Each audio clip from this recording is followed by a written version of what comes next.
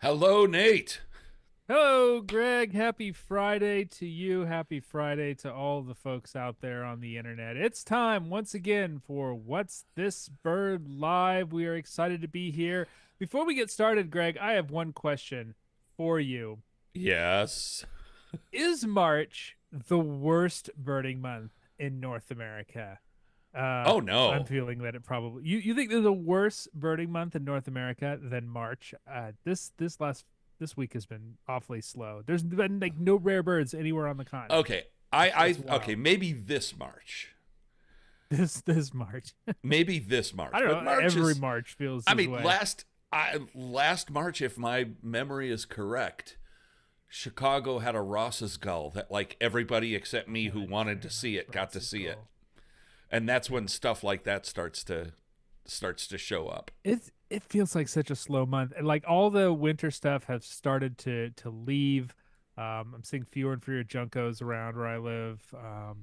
Fewer and fewer of those winter birds. A lot of the stuff that I missed. There's been I mentioned a couple weeks ago the short-eared owls in my county Oh yeah. that I've been trying to get. They're And gone. speaking of a couple They're weeks outta ago, here. hey, look at us keeping a schedule for 4 shows I in a know. row. 4 Yay, consecutive team! weeks. We did it. We did it. Let's turn off the lights here. We're finished. We can't beat Yeah, this. thanks for coming, folks. That was. It's good to see Hey, everybody. Mia's in We've the got a house. lot How of you people doing, there. Mia? Hey Mia, how you doing, Mia? Hello And to so everybody you guys, on YouTube. Hello to everybody on Facebook. That's where we are. yep, Um, you guys on comment the on- socials, on Facebook and on YouTube. yeah, Jane We George from Chicago, from your neck of the woods. Hey, right PP on. in Colorado, March is pretty slow. I got someone that agrees with me. We are watching the comments on Jared Facebook Clark and from The YouTube. Rock. So if you've All right, got we something got a to lot of say, people you there. want to, hey, Jared, you got something to say, you want us to talk about something, you got a question, we're watching those. We'll Please get let to us them know. as we can, do the best we can. But we got a lot of stuff. Hey, Carl. Carl Bendorf in the Carl, house. our new colleague. Yeah, new old colleague. It's just we just New old recycle colleague. them. We are an environmental organization. we got Bendorf and Armistead back, and it reverse right. roles. Yeah. And we're very happy about that. We joke about Jimbo C everything, from but we are very Manitoba. happy We've about got that. some Canadian friends in the house. Says please send some birds up to Canada. They're heading your way. I'm seeing fewer and fewer. All the birds in my neighborhood are very, very actively building nests, getting ready. There's so much bird song on my street these days. When I take my kids to school in the morning, I hear Yeah. it. I've seen Carolina wrens picking up dried grass and leaves, and the house finches are investigating the little nook underneath my front porch where they've built nests for the last 3 years. I had a Carolina wren that actually got into my house yesterday. I was getting ready to take my son to school in the morning, and the door was open because the dog went out to do her business. And Carolina wrens, they do not need much of an invitation. They are No. definitely looking for little nooks and crannies and holes and all sorts of places to go and visit and build their nests. And I guess one decided that open door Sure. was an invitation that came right in and started whirling around her sunroom and went into the living room. And I had to take my kid to school, so I just kind of left the door open and hoped that it found its way out. It was gone Or it didn't bring when its I got friends back So, or with it. yeah. John Anderson Yeah, says if nothing wrong with birding in March. 78 species at Nisqually. Well, good for you, John. It's a little slower here. And we've got John State of the Anderson Union from is Olympia, birdie, Washington. says Andrew Sorry. Kambauer. What's that? The State of the Union is birdie, says Yeah? Andrew Kambauer. Yeah. Well, I don't think you know, any president has ever said the word bird in a State of the Union address, and I think it's high time we need to change that. I will start the machine working on that. Yeah, please. That Please get 'em going. is a lofty goal. We will do Yeah. that. And boy, what was I about to say? Well, I was going to say that Marcia Walker says that the Phoebe is back, pine warblers visiting, Carolina wrens working on nests. Pine warblers are Pretty singing much they're around down. here. It They sounds really- like they really they're down up. in your neck of the woods. Yeah, pine warblers are one of the first spring birds to really start singing. Birds that are new, I should say, because cardinals to some extent, white-throated sparrows, mockingbirds, and whatnot, they will sing throughout the winter a little bit. But when the pine warblers really start kicking up, then we know that spring is on its way. Of course, we still got like 8 weeks before the birds really start coming through, like the big neotropic migrants. But it's a slow 8 weeks, and there are new birds coming every week. It feels like so. Yeah, cedar waxwings. Yeah, the cedar waxwings are definitely moving around. I've seen them in my neighborhood. We got a lot of comments, a lot of people, a lot of interaction here. Thanks everybody. We enjoy it here. Lyndon Johnson. Well, I don't know what it's like where you are, but but right, the weather today in Northeast Illinois is just miserable. So I think a lot of people are just like, I got nothing to do. Well, I'll watch these. Here. I'll watch these guys for a it's nice down here in the Southeast. We get spring earlier. It's mid 60s. It's been raining a lot, but today is a beautiful day. I'm looking out my window here. Well, it's cloudy, but it's warm. Well, we've got a lot of birds to get to today. Yeah. So any organizational news to discuss before we get going with the birds there, Greg? Well, I was gonna Jared Clark. Yeah, that's you're getting a lot of snow there with your Innsgas. Well, I mean, all right. So at some point, and we can do it right now. We would love it if you joined the ABA, and you can do that. Yeah. You can do that by just going to aba.join. And right now, if you join, you will get not only the Bird of the Year issue with stickers and the golden winged warbler. Yeah, I got my new magazine. Oh, I can't see it. Yeah, just came in the mail yesterday. Yep, and then you'll get that one too. And I think I've got a big picture on the back. Let's see, I haven't seen it yet. Is the back inside picture a big Cooper's hawk? Vortex. No, the back inside, the last picture. It is. Yeah, okay, there's my Cooper's hawk in there. Is that you? Did you take that photo? Yeah. It's not noted as you. They didn't. Anyway, the Cooper's hawk standing in the leaves. Yeah. That's the one. But you will get that. You will also get Bird of the Year note cards.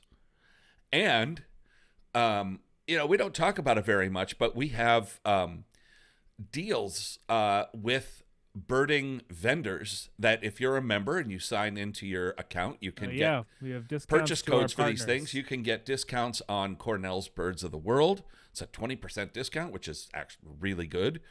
You can get discounts on camera equipment, OM systems, which formerly Olympus, which is what I use, and it's like a some 10% discount.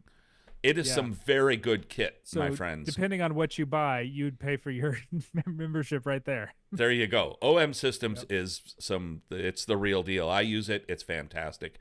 But also Beautyo Books, some travel companies. There's a whole lot of things that you get with your ABA membership. So, and in addition to the best birding podcast there is out there with this guy. Well, you can get that free. You don't have to be a member for that. But and but you're going to help support it and keep it going. And this program. Yes. So everyone loves What's This Bird? Everyone loves What's This Bird? So let's go talk about some birds. Terrific. Everyone's saying, What's This Bird's the best. Everyone loves it. So this one comes from Texas. And this is a common bird, and it's a commonly confusing bird. We get it every spring around this time, and a lot of people are thrown off by it. And probably a year-round resident in San Antonio. You're right. It is a year-round resident, but it's a good. This bird's in good spring plumage. We can kind of tell the size of the bird by the twig it's on, but really it's just a kind of a little nondescript. Not a lot going on with this bird, Greg. It's brown, darker on top than it is on the bottom. It's got a little bit of yellow there on the underparts. Real skinny little legs, longish tail, although it's kind of difficult to make out. Bill looks pretty large and sturdy, but you would be, if you are a novice birder, or even an experienced birder that didn't get a very good look, you would be, inclined perhaps to, not exactly know where to go in your field guide on this one because it looks a great deal like a lot of the passerines in the second half of most field guides. Yeah, and the thing with this picture is that it's not giving a whole lot of clues.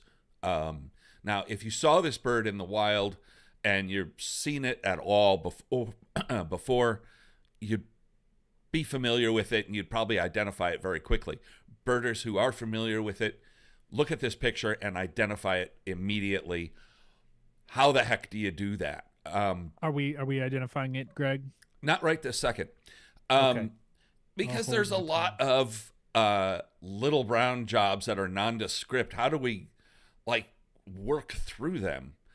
So we have our little brown job we're discussing at the upper left, and some other little brown nondescript jobs that we're talking about here. The number one thing to look at here is the face, the bill. The bird in the upper center, the bill shape is different. It's shorter, it's stouter, it's got a little hook on it. The bird on the right, longer, thinner bill, head shape is different. Looking at all of these birds, pay attention to the bill shape and note how they're all different. Now we're going to tell what the bird is and what all of these are. Yeah, so our bird in question is Eastern Phoebe, and a lot of times when we talk in this show, we talk a lot about jizz, gestalt, vibes, whatever you want to call it. Our favorite word, gestalt. The sort of gut feeling you get when you see a bird that sort of points you in the right direction. And every single one of these birds has a slightly different vibe, if you will, when you see it, and so you kind of immediately know where to go. Why is that? Well, certain things, certainly for me, when I'm thinking about this, when I'm looking at a bird, a lot of times it's shape and especially proportion, body to the head ratio, the length of the wings, the length of the tail. The bird in question are Eastern Phoebe, very common flycatcher across the eastern part of the continent, and actually, in the west too, in the northwest, don't they? I believe they get Eastern Phoebes up there as well. Mm-hmm. But flycatchers just in general, even when they're not kind of sitting in a very flycatchery pose, have an upright posture. This bird's not showing that upright posture, so how else do we know it's a flycatcher? Well, flycatchers are all sort of big-headed. They're very large head, very large, sturdy bill. You compare it to things like the thrush, like the wren here. That head is definitely large compared to the body. And that's something that you can kind of internalize, even if you're not really thinking about it in explicit terms. That's something that you definitely notice and realize when you're looking at a flycatcher that makes it kind of scream flycatcher. What else did you want to say about this? Because, all these birds have sort of a different vibe. Look at the orange-crowned warbler.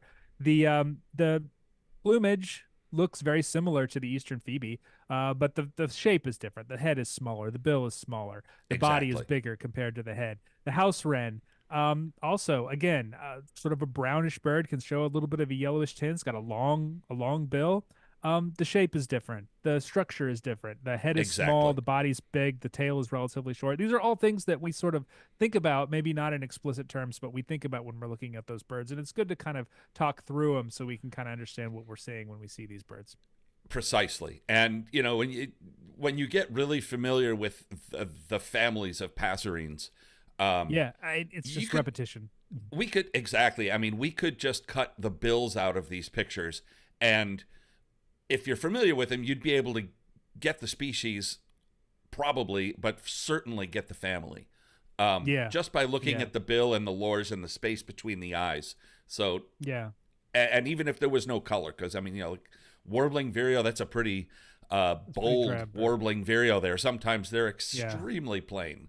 And the face can look almost like the indigo bunting, but note the bill is extremely different.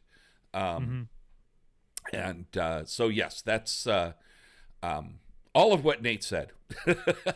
I get, but I guess my point is that study your common birds. You don't necessarily have to study them. I guess I'm going to sit down and say I'm going to study this Carolina wren, But just pay attention to what you see when you see this bird, how it's shaped, how it moves. These are all like really important clues. And even when we're talking about really subtle identifications, like if we're going to talk about Impidinax flycatchers or Impidinax versus peewee or gulls, like this is all relevant stuff too, because all of those birds are slightly different, and the differences are subtler than say Eastern Phoebe and indigo bunting, but they're there. And if you kind of know them and internalize them, they're going Exactly. to stand out to you when you're looking at these birds. At least you're going to notice that something is different, and then you can kind of dig in a little bit deeper.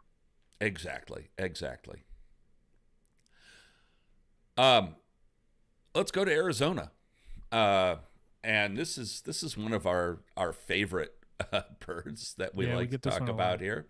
Um, we've got another little brown job, but it's not plain. Like the No, a birds lot we going were on in this looking one. at Busy, busy, just a busy. minute ago. It's actually got a lot going on there. I think just looking at the substrate it's on, and again looking at the shape of the bill, that is going to take us to sparrows and finches. This bird has a conical bill for crushing Yeah. seeds, and it's a little streaky guy. Yeah, for Big, sure. big Sparrows, pink they spend a feet. lot of time on the ground. Big, I was just going to say, big feet. Sparrows have big feet just by and Yep, large across the board. I love it when you see a photo that really shows the big feet. I mean, this is the bird that hops around on the ground and brushes, substrate away to forage, and it uses those big feet. And you don't often get to see it. Finches, warblers, other birds that you might be inclined to maybe confuse for sparrows, don't have feet like that for sure. exactly. And when we get to sparrows and we get to a bird that looks like this, um, Hmm. the species that we're looking at here is really widespread. It's found across much of the ABA area, um, Hmm. and it is part of a species pair that are lookalikes. Or trio, And but the and third and one's there's a kind of trio, range but there's but restricted, there's really or but there's not in really Tucson. Yeah, yeah. Well, I mean, yeah, not in Tucson exactly. at least And not commonly in Tucson, I should say. but the two species that are confused, you see a bird like this, you look at it and you're like, oh, is it A? Is it B? Is it A? Is it B? So let's just look at those two species here. Um, and the bird in question up on top is a Lincoln sparrow, and the Yeah, bird that it is frequently confused with is song sparrow. And these are both Melospiza sparrows. We talked a little bit about separating these birds by vibe, by gestalt, by jizz. You can even do that within a group of sparrows. So sparrows are we have a ton of sparrow species in North America, 30 odd sparrow species on the ABA checklist. I may be undercounting them actually, but they can roughly be broken down by genera, by genus, and you mm-hmm. can in the genus is the genera generally. It's a lot of G's. Geez. But they generally sort of share a lot of characteristics. And these Melospiza genus is typically made up of relatively streaky, long-tailed, short-winged sparrows with a lot of busyness on the front, especially. Some genera of sparrow have like a plain front, where Melospiza definitely do not have that. So they're all kind of very similarly streaky and long-tailed and ground-loving. So yeah, both Lincolns and and Song, and Swan what's for that matter, which interesting, is the third one. and what I did here with this comp is, and something we have talked about quite a bit. Song sparrow is one of the most variable species across its range. It has a huge range across the excuse me, across the ABA Yeah. area, and from the northwest to the southeast and across the United States and Canada, they can look very different. Yeah, But especially still, the they're birds in the all far west. Yeah. they're all they're all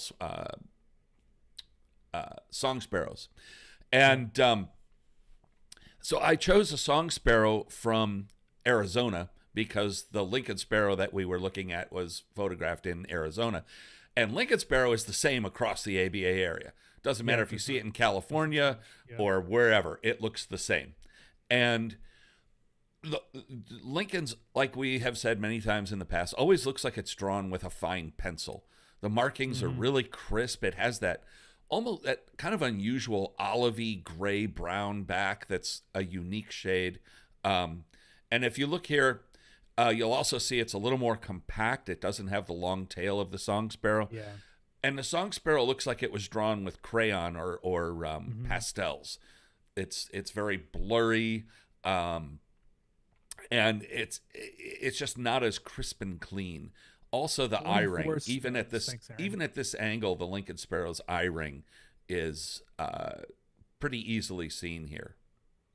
Yeah, and this song sparrow, I'm glad you grabbed one from Arizona. It does look slightly different than the song sparrows that at least I see in the Mm-hmm. southeast, which is the nominate melodia birds that are, it's in terms of pattern are pretty similar to this, but tend to be kind of a warmer, kind of russet brown, kind of a chestnut brown on the front and on the back.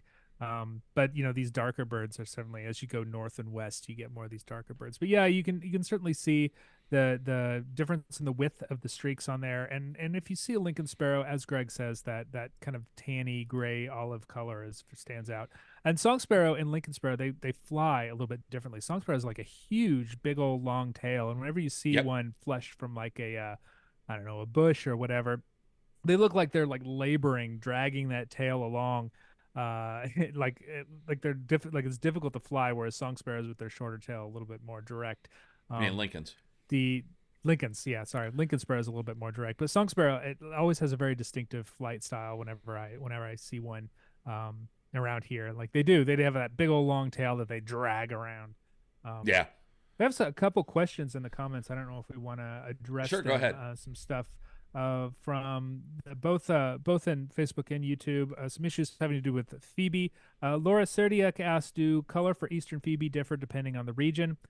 Most here in Florida, they're more grayish, but the picture here had a little bit of yellow.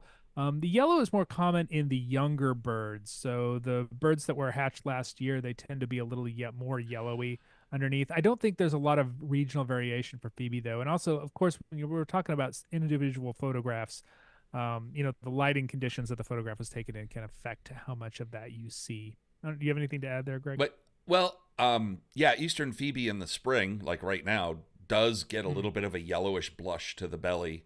Um, Mm-hmm. that wears off very quickly, and I would say that the difference in color in Eastern Phoebes from Florida to Texas to wherever you may be, I think has more to do with feather wear. Okay. And the bird is they're very richly colored right now, and by the time you get to August, or midwinter, depending on where they are in their molt, that can change the gestalt because the feathers are worn and they're the little Mm-hmm. the fringes are worn off, and the color can shift, or the perceived color can shift. Yeah, that's a good shout. We did have someone mention the behavior of Phoebes too, the tail pump. That's always a nice thing to see when you see a Phoebe. Not something you're going to see in the still photograph that we're discussing Right. here.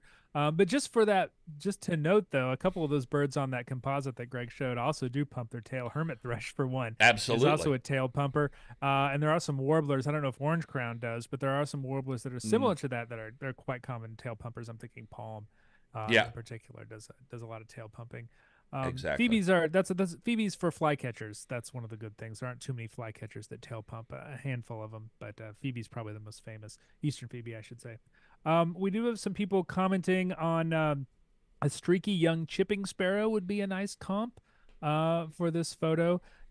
Definitely, streaky young chipping sparrow is in a different genus. It's the Spazella genus as opposed to Melospiza, and so they do have a slight, like the shape is a little bit different, at least to my eyes. Greg, perhaps you Hmm. can comment on this as well. I always think of chipping sparrows as having a little bit smaller, shorter bill, and they even the young birds do have a little bit of a cap, even if it is sometimes a very streaky cap. And Absolutely. someone pointed out that immatures and juveniles of both of these birds can pose ID difficulties. Thanks, Wamakura. Yes, that is true.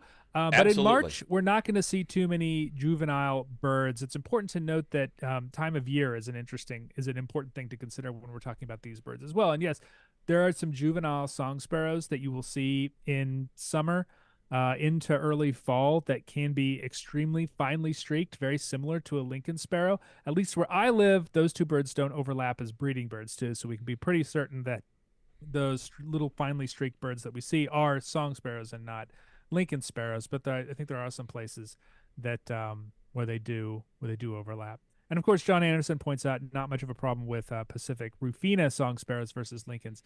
Yeah, those Pacific, Well, the yeah. Pacific Northwest sparrows are like the exception to everything. They are so dark and so different.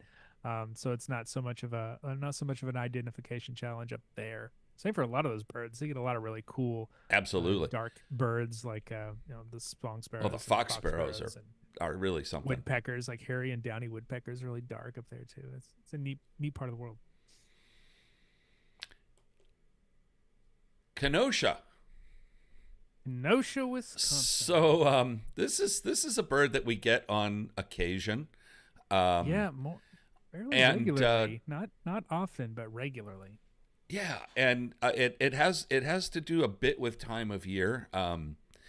But looking at this bird, I think that everybody is going to go right for chickens, quails.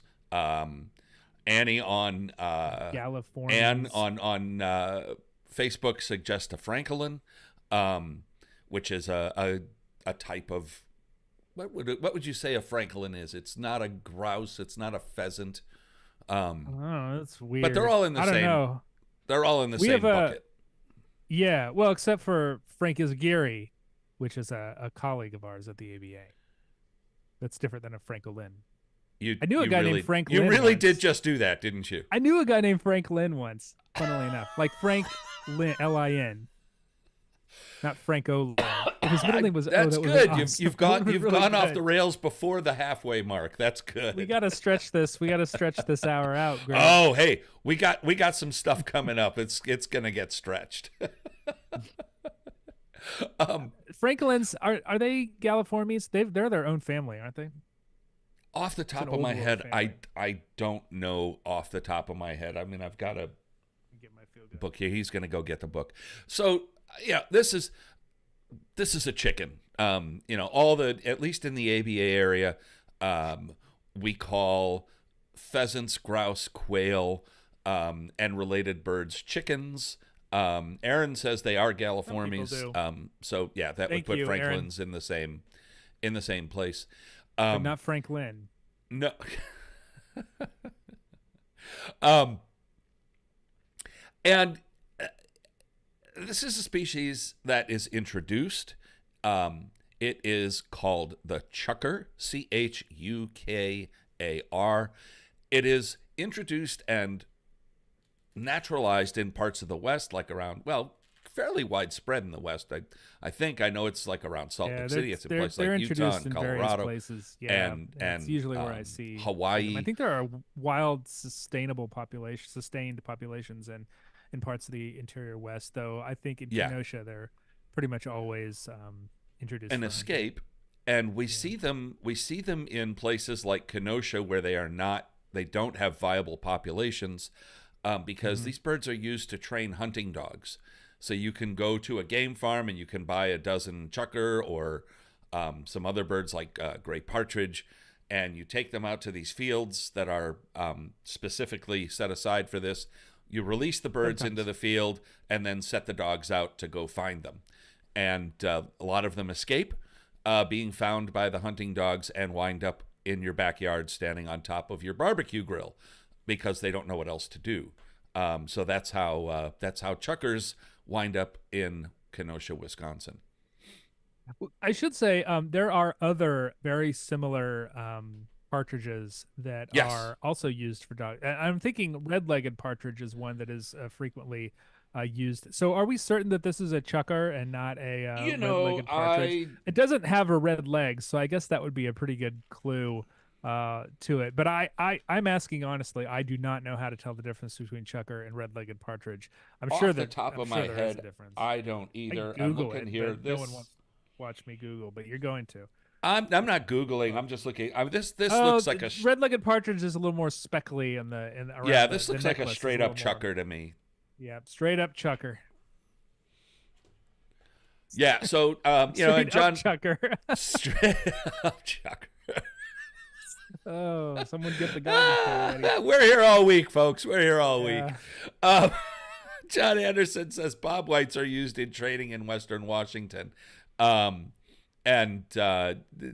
Susan Nelson also says they use quail for that purpose. And yes, there are lots of galliformes that are set free chubby little in various places to train hunting dogs and do trials and things like that.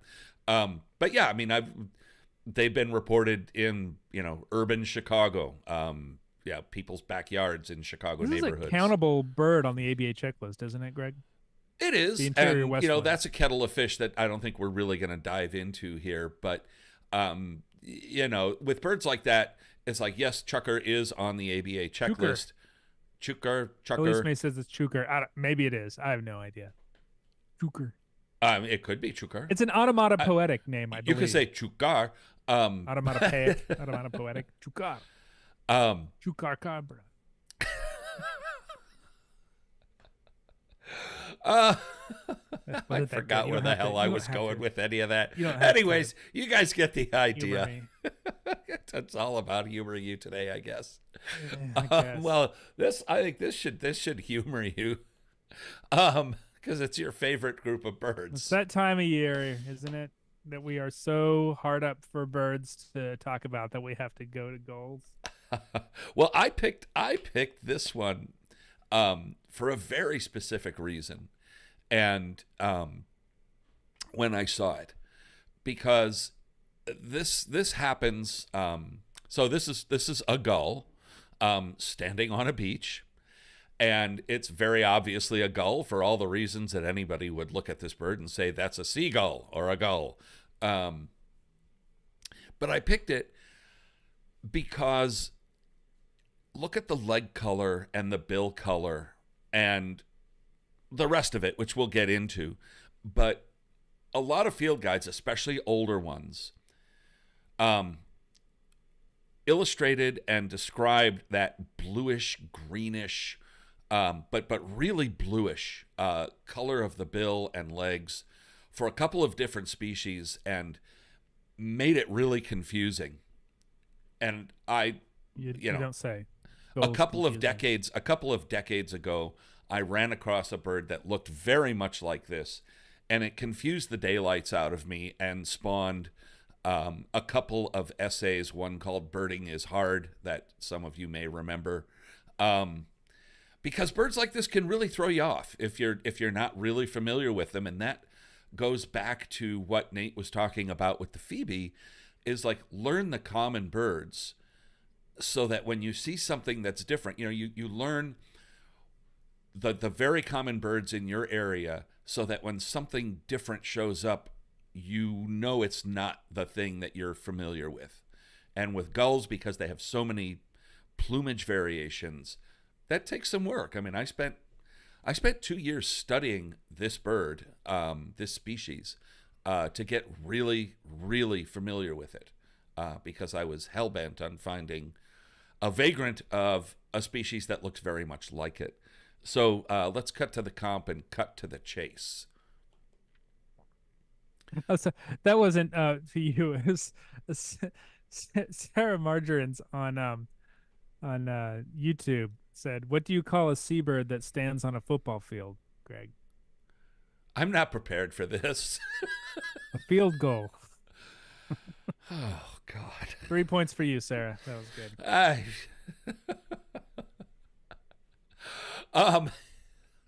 Not bad. This is a ring-billed gull. So I would have called it a ring-billed gull just because it was in Vero Beach, Florida, and that's the most common bird on the beaches. Across the. It is, east, but we've got three. So the bird in question is ring-billed gull up at the top left. But you see, we have three birds with that same bluish, greenish leg color and bill color. Eye, though. And the bills are similar. Well, that's the thing. That can be variable. And the one that threw me off looked just like that ring-billed gull, but it had a dark eye. And that was one of the things that really threw me off all those years ago. But again, look at the gestalt. Starting the bottom here, short-billed gull has a dovish head with this little petite bill and big eye, and it gives it sort of a sweet expression. That's very different from the ring-billed gull, which I guess, because it's one of our most common birds across the ABA area, that and the herring gull are sort of like the standard. And this just looks like your standard gull. The bill is of average size for a gull. It's got that white glaring eye.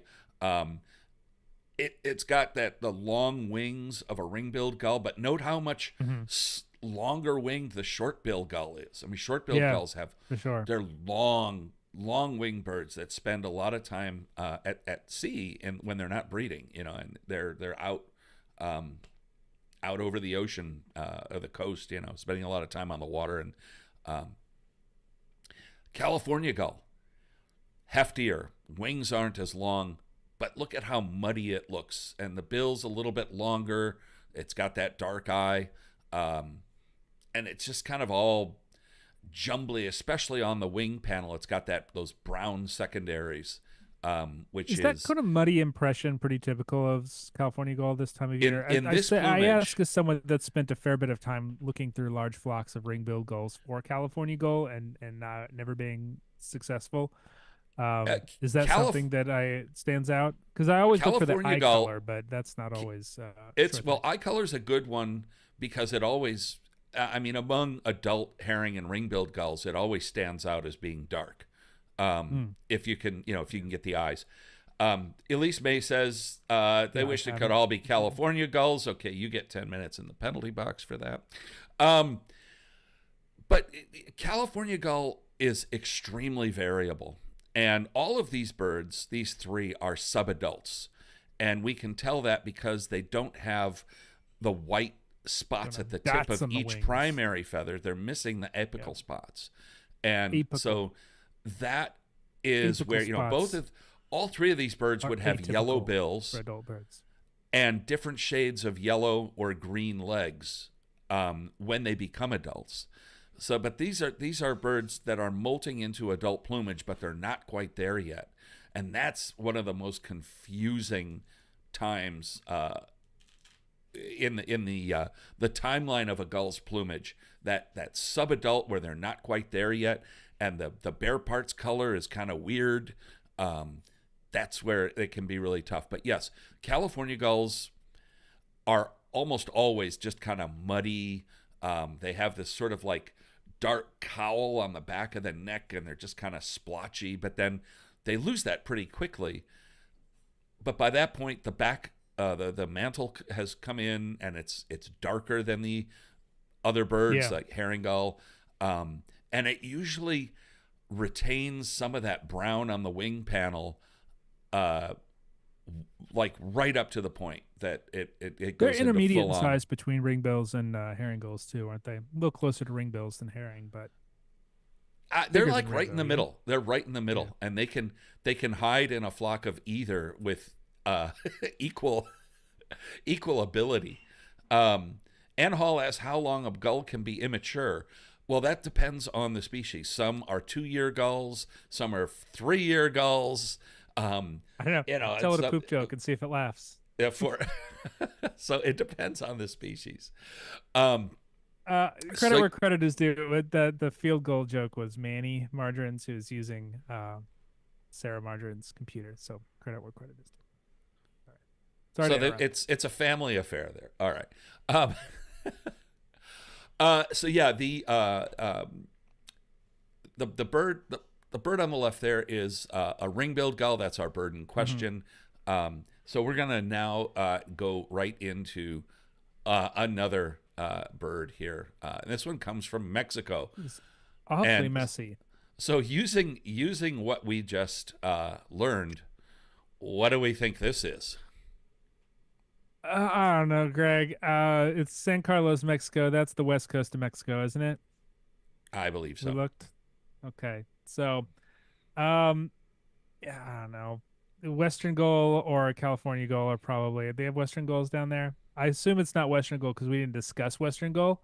It looks awfully chunky. It doesn't look like a ring-billed gull to me. Well, it's all floofy. It's all floofy. Well, like it's just got a bigger, kind of more aggressive-looking face. It does. Ring-billed gulls are pretty cute actually when you compare them to some of the larger gulls. It's got a big old bill too. Bingo! So Look at how long that. Yeah. Look at how long that bill is. And it's got, if you go through your field guide and you look at young gull, so there's the large white-headed gulls. So the birds in the back are laughing gulls, and looks like there's probably it looks like there's a tern like there, probably royal probably or a royal elegant. tern. Yeah, hard to tell from this. But so looking at the gull here, it's bigger than the laughing gulls. So we know definitely. it's, but Yeah, we Ringo can't really goes tell. a little bit closer in size to laughing gulls than It is. We can't really tell exactly how big this bird is because of the way it's situated Gulf here. of California. But we Thanks, can John. see that bill. We can see the leg color, which is that same weird bluish that we were talking about a minute ago. Yep. And the bill is this long, really crisply defined pink with a black tip. And that really stands out for one bird. There's also a little known field mark that we can see here, and that is this is an Amar Ayash field mark. So I'm gonna give it away here because we got a comp coming up. Marayashu has a gull guide coming out later this year too. He does, and I've seen little parts of it. It's going to be fantastic, coming out with Princeton. But the gape has this little, see how it has like a little frown to it? Like the gape is noticeable. That's the line below the eye where the mouth splits open. It's got this like little downward turn frown. And that is something that you see on California gull. And oh, really? Consistently? Yeah, consistently. Huh. And like, especially when they're in good plumage, like if you go through Macaulay or other places and look at them, you're like, yeah, it really, I mean, it's not every single one, and that holds true for every field mark with every bird species, but it's there a lot. I mean, a whole lot, enough where you can use it as a field mark if it's present. But yeah, the sharp bicolored bill, sharply demarked, that pale pinkish, that long bill, the dark eye, the bluish legs, all of that adds up to California gull. But let's compare it with. Yeah, thank you. That's exactly what I was gonna ask. It's Let's like, why not a compare- herring gull, Greg? Because my default for all these kind of largest looking gulls with a bicolored bill is herring. But as you note, the leg color is wrong. The leg color is wrong. That's a good clue. The bill shape, and again, it's really subtle. It's one of those things, and especially with gulls, it's hard. But the bill shape is different. The California gull has this. It almost looks like they took a herring gull bill and just like stretched it longer than it should be. Thicker on the end too. It's kind of bulbous, and it's like it's been grabbed and pulled, and it's got this kind of weird bulbous, long kind of shape to it. But again, look at how muddy the bird is compared, especially on the wing panel, compared to the herring gull.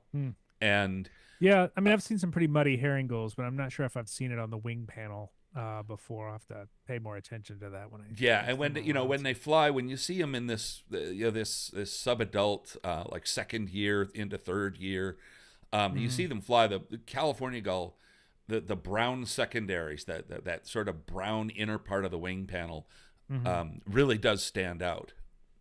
I thought about doing some flight pictures of these guys too, but I thought we might run out of time. But yes, so that's really a late March sort of thing when we're really it hard is. for birds.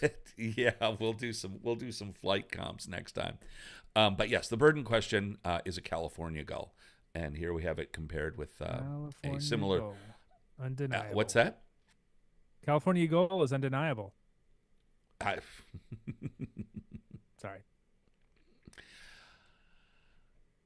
Corpus Christi.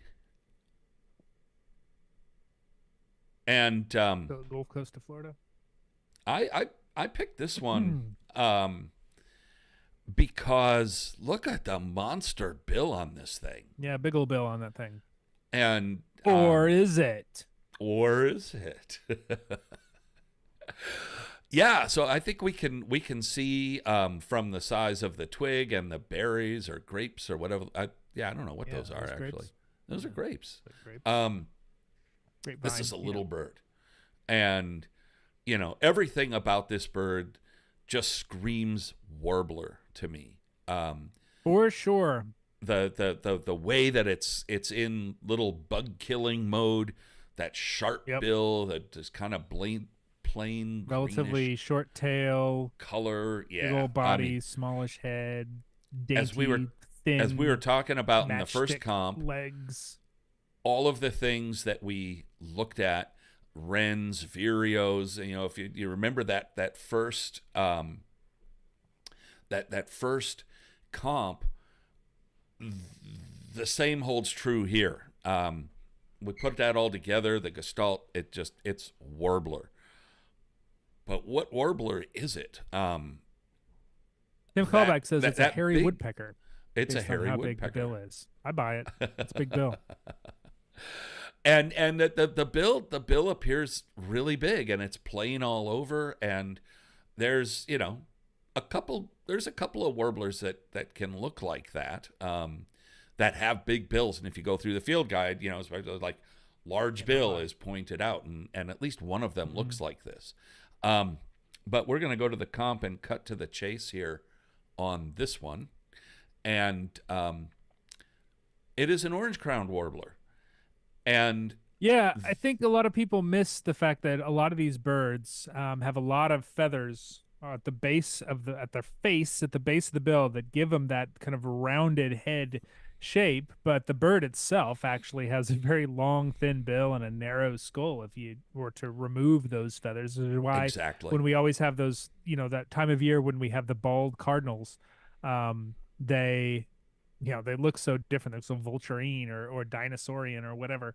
But what this orange-crowned warbler has been doing is sticking its face in some sticky flowers or something, or some sap, and it grabs a hold of those feathers and it pulls them right off the face of the bird, and it makes them look really weird. It's a very common thing that happens in Southern California, where they have a lot of eucalyptus trees, and the birds will forage for insects in the eucalyptus flowers, and the sap will get attached to the feathers. I assume something similar is happening there. Corpus Christi is also a place with a lot of invasive or non-native floral the suite of plants, and I'm sure it was doing something similar and got them all pulled off and made it look really weird. Yeah, and on top of that, this bird is the bird in question at the top is it's in a very feather worn state. This bird is molting.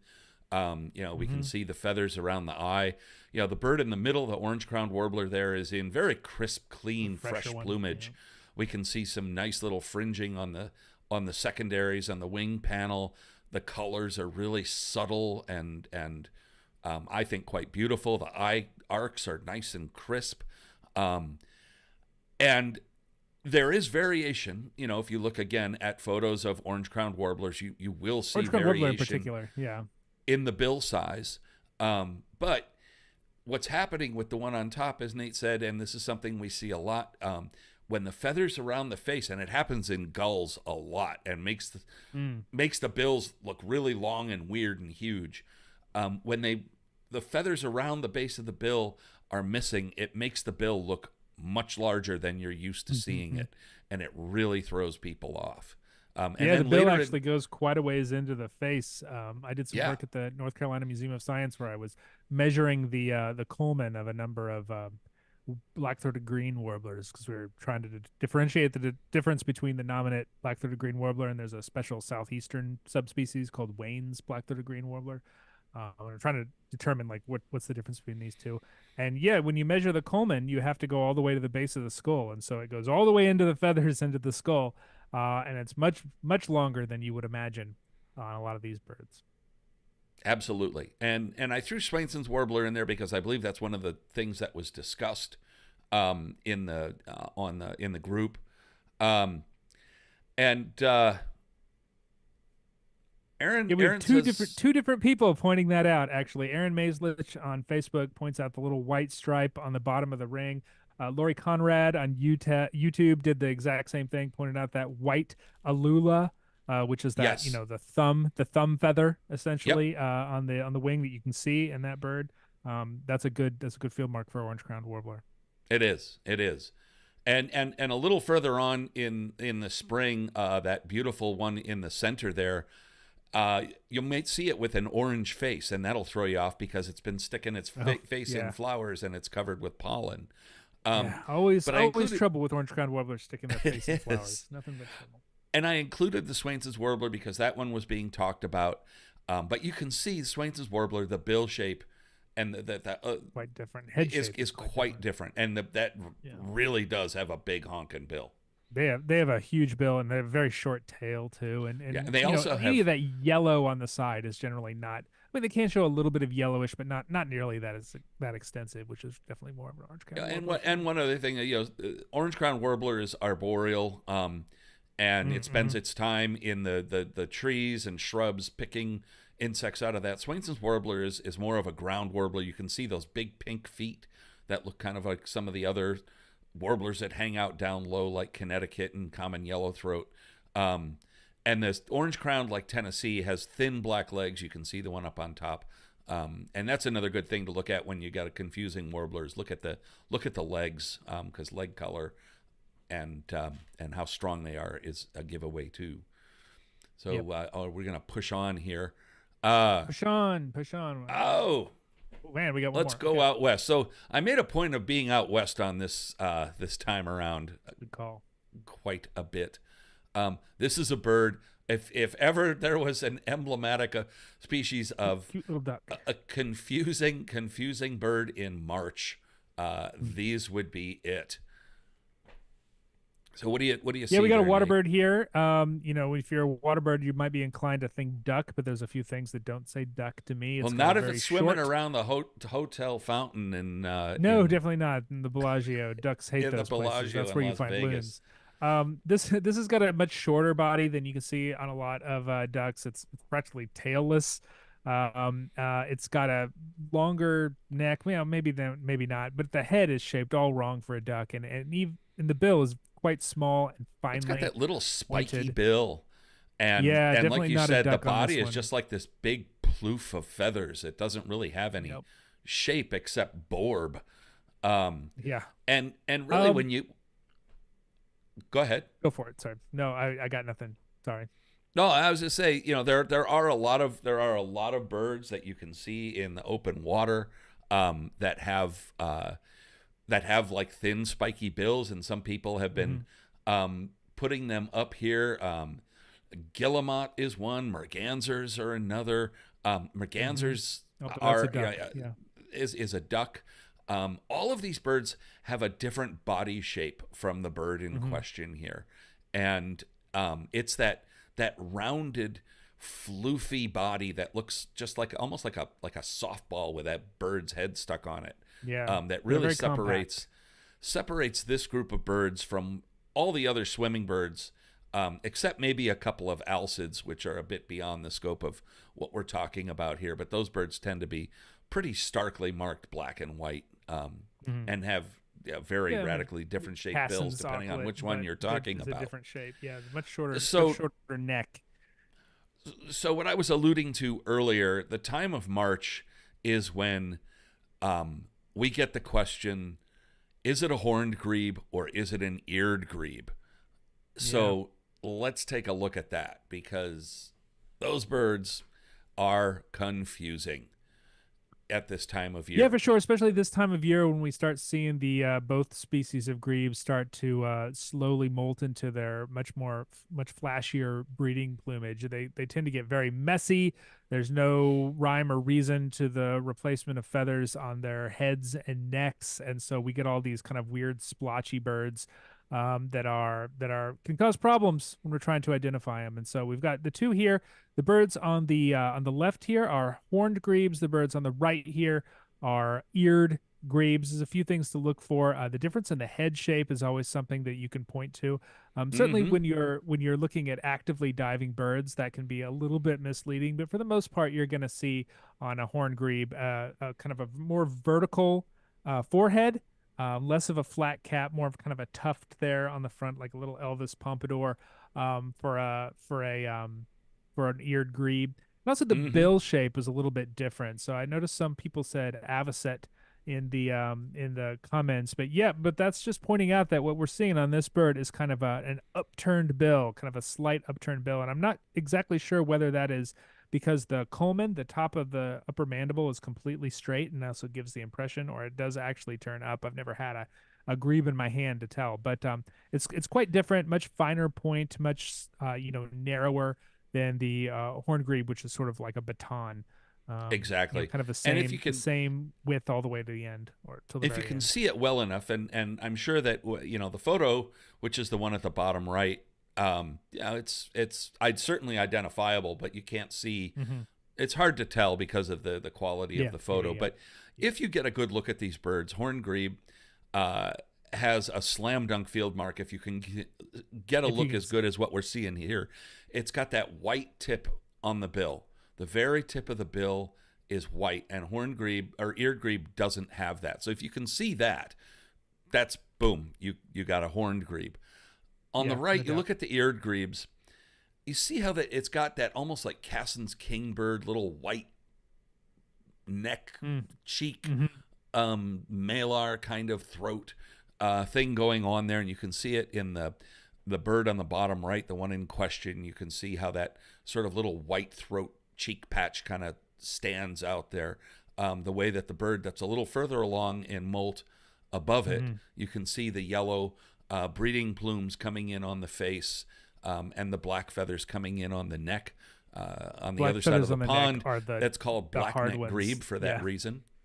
Yeah, black-necked and Slavonian grebe, because when we think of horned grebe, we always think of the nation of Slavonia, which I'm not sure even exists. I don't know why it's called Slavonian grebe. Maybe we have old world British listeners that can let me know why. I have no idea. But and this time of year, horned grebe can show a pure white cheek the way that the one at top, which is mostly in winter plumage, has. And again, if you see that, that's going to be really noticeable. And eared grebe really never shows that. The face is always kind of muddy in winter plumage. And then you get into, is it a horned, is it a red-necked, is it a western? That's a different topic of discussion, but those birds are bigger, longer neck, bigger bills. You can usually tell them apart pretty quickly. But then the horned grebe at the bottom left, that bird is starting to molt into breeding plumage, and it's got the black cheeks coming in, and it's got the big, bold, almost like penguin style gold supercilium headgear, like a rock jumper, like a rock hopper penguin. And the yellow that comes in on the face of the eared grebe is lower. It's actually the cheek, and it has these big cheek plumes. But that's where it gets to be tricky. Is horned and eared can, as they're transitioning into breeding plumage, can look plumage-wise very, very similar. There are subtle differences, but the structure, as Nate was talking about, the shape of the bill, and if you can see it, that white tip on the end of the bill, are key. Yeah. Alex Christian, thanks for pointing out the way it sits on the water. He points out that eared grebes tends to be a little kind of more floofy and puffy and rounder and more, I don't know, square shaped, whereas horn could be more longer, more rectangular. I think that is generally true. I think so. But of course, there are always exceptions, and sometimes if the bird is actively diving and whatnot, it can be difficult to discern. But it's not something I would hinge the entire identification on, but it is something that if everything else is looking good for eared grebe, that would be another kind of mark in its favor. Absolutely. And when as Nate said, and this goes for ducks. Slavonia is in it's in Croatia, evidently. So there's a bird named after the Slavonian grebe is named after a region of eastern Croatia. Put that in your trivia box. Well, I forgot where I was going, but we're at the top of the hour. Yeah, we're coming to the end here. We'll do the quick thing. Join the ABA. Go to ABA community. Hey, follow us on YouTube. Hit that subscribe button if you want a heads up on when we're gonna do these too. That's always a good way to. I always forget that one when I'm talking about where to find us. Absolutely. Join the ABA. And we did the thing at the top. We won't rehash it, but join the ABA. Definitely pop into community and check out what's happening there. If you're an ABA member, you can join the 3,000 other ABA members that are discussing birds and birding in community. So cool conversations going on there right now. We'd love to have you. And there's always going to be a lot of other stuff happening there as well. And that's a good place to learn about what we're up to. You'll hear it there first. So yeah, Nate. One more it has quick been a slice. one more geography corner from yes, David Betcher says it's actually now independent. Yes, Slovenia is independent. Slavonia is part, which the Grebe is named for, is part of Croatia. They apparently they don't not much variety in terms of naming countries or regions of countries in the former Yugoslavia. But anyway, yeah, thanks so much, everybody. It was fun. Yeah, we'll see you. We'll see you around a couple weeks. See you in a probably. couple of weeks. What do we got? I'll look at the calendar later. Probably a couple weeks. Sign up for our newsletter. You'll get a heads up when we're going to do it. Greg, it was great. Virtual Always birding is. with you. It was great to see everybody out there on the internet. We'll be back next time. Join the ABA. Bye-bye. See you guys later.